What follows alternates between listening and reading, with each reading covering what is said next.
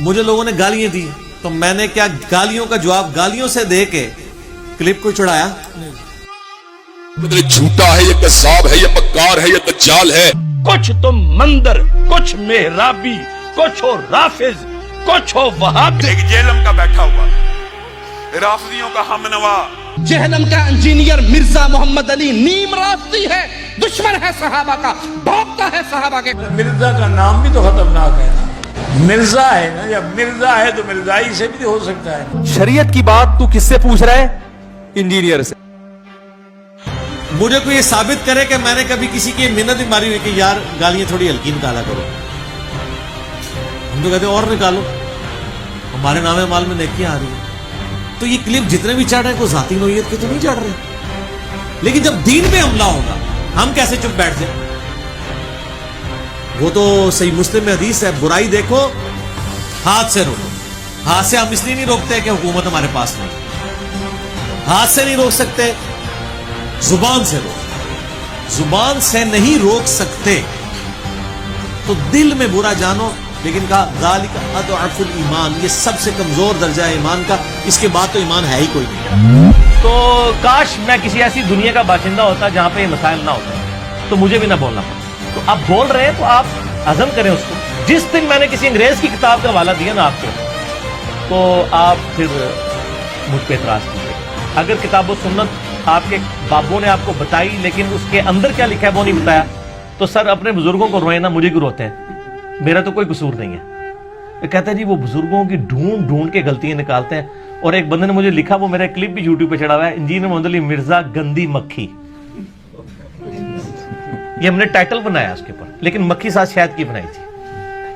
اچھا تو وہ کہتا ہے جی دیکھیں جی جیسے گندی مکھی گند پہ بیٹھتی ہے نا، یہ ہر جگہ گند پہ بیٹھتا ہے. تو میں نے اس میں ایک جملہ بولا تھا کہ اگر میں گندی مکھی ہوں اور گند پہ بیٹھتا ہوں تو یہ گند پھیلایا کس نے؟ یہ بھی تھوڑی جرت کر کے بتائیں نا. میں گند کو کہتے ہیں ہمارے بزرگوں کی غلطیاں پکڑتا ہے، گند پہ بیٹھتا ہے. تو آپ یہ کہیں کہ ہمارے بزرگوں نے گند کیا تھا، اس گند پہ بیٹھ کے اس نے صفائی کر کے ہمارے فالوورز کو بتایا کہ آپ کے بزرگ یہ گند کر کے گئے ہیں. تو یہ جرت کریں نا یہ کہنے کی، تو سر پبلک پھر خود ہی مانے گی یار یہ تو بڑا اچھا کہ آپ کی یہ صفائی کی ہے. یہ وہ گندی مکھی ہے جس نے آپ کے بزرگوں کا گند صاف کیا ہے. اور الحمدللہ اب شاید آپ کو کتاب و سنت کی شکل میں بتایا جائے الحمدللہ. اور الحمدللہ آج بھی میں سب کی باتیں سنتا ہوں، جس کی حق بات ہے قبول کرتا ہوں، اور جہاں پر اختلاف ہے علمی طریقے سے بغیر کسی کلمہ گو مسلمان کی تکفیر کیے ہوئے اپنا پروٹیسٹ اس کے سامنے ریکارڈ کروا دیتا ہوں. باقی حق کسی کو گھول کے پلانا یہ میری ذمہ داری نہیں ہے، یہ تو انبیاء کی ذمہ داری نہیں ہے، ان کی بھی ذمہ داری ہے وما علینا الا البلاغ. تو بات صرف پہنچا دینا یہ ہے ذمہ داری. اور پھر بعض لوگوں کو یہ بھی وسوسہ آتا ہے کہ نہیں یار آپ کی وجہ سے فتنہ کھڑا ہوا ہے، پہلے تو لوگوں کو یہ باتیں پتہ ہی نہیں تھی، آپ نے لوگوں کو خود بتائی ہیں اور لوگوں کو مارا. نہ سر ایسا نہیں ہے. اگر پتہ نہیں تھا تو یہ کتابیں چھاپنی کیوں تھی؟ یہ بد عقیدگیاں امت کو بتائی کیوں جا رہی تھی؟ کیا میرے دنیا میں آنے سے پہلے ہی یزید کو رضی اللہ عنہ نہیں لوگ کہہ رہے تھے؟ تو میں تو جواب دے رہا ہوں.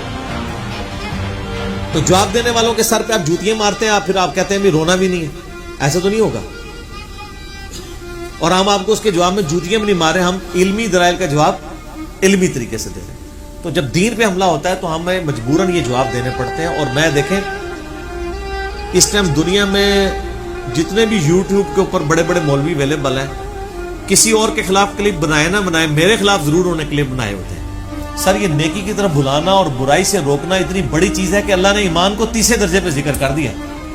کیوں کہ نیکی کی طرف بلانے والا اور برائی سے روکنے والا ہی اصل میں وہ بندہ ہوتا ہے جو اللہ پہ ایمان لانے والا ہے، جس کی رگ اللہ کے لیے پھٹکے.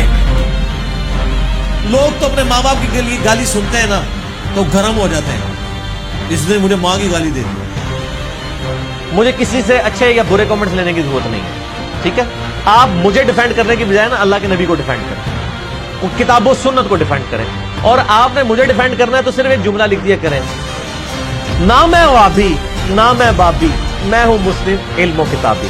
بابوں کی محبت میں گرفتار تھا کب سے، احادیث پڑھی میں نے جو قرآن پہ کیا غور، یہ راز کھلا مجھ سے بہت جستجو کے بعد، بابوں کا خدا اور کتابوں کا خدا اور.